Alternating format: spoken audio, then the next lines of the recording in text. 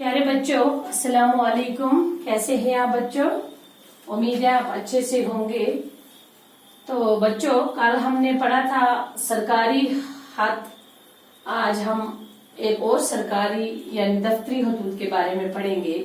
आज आप अपने बड़े भाई की शादी की आपके बड़े भाई की शादी की तकरीब मुनक्किद होने जा रही है। इस सिलसिले में अपने हेडमास्टर साहब के नाम 7 दिन की छुट्टी के लिए दरख्वास्त लिखेंगे। 7 दिन की छुट्टी आपको चाहिए क्योंकि आपके बड़े भाई की शादी हो रही है। उस सिलसिले में आपको छुट्टी चाहिए, तो आप अपने हेडमास्टर साहब से ये दरख्वास्त लिखेंगे कि वो आपको 7 दिन की छुट्टी अता करें।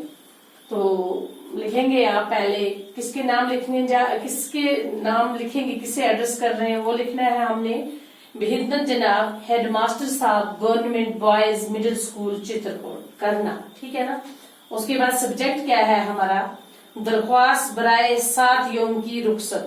पहला जो हमारा दरख्वास्त थी वो थी दरख्वास्त बराए फीस माफ, है ना। ये जो है सब्जेक्ट हमारा ये है दरख्वास्त बराए 7 यौम की छुट्टी। 7 दिन की छुट्टी चाहिए आपको। जनाबे वाला मुदबाना इल्तमास है कि नियाजमंद के बड़े भाई की शादी खाना आबादी इसी हफ्ते में मुनक़िद होने जा रही है। आप लिखेंगे, अपने गुजारिश करेंगे अपने हेडमास्टर साहब से कि मेरे बड़े भाई की शादी खाना आबादी इसी हफ्ते में हो रही है। चूंकि घर में बहुत ज्यादा कामकाज होने की वजह से मैं स्कूल में हाजिर नहीं हो सकता हूँ। मेरे घर में बहुत कामकाज जो है बहुत ज्यादा है, उसकी वजह से मैं स्कूल में हाजिर नहीं हो सकता हूँ।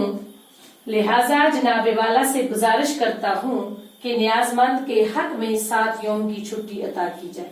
और मैं जनाबे वाला अपने हेडमास्टर साहब से वो गुजारिश करेंगे आप कि वो आपको 7 दिन की छुट्टी अता करेंगे, ताकि मैं शादी के कामकाज में घर वालों से हाथ बटा सकूं। जनाब की आइन नवाजिश होगी। तो ये बोलता है कि मुझे घर में बहुत ज्यादा काम है, 7 दिन की छुट्टी मुझे आप दे दें ताकि मैं अपने घर वालों के साथ उनका हाथ बटा सकूं, उनके साथ काम कर सकूं।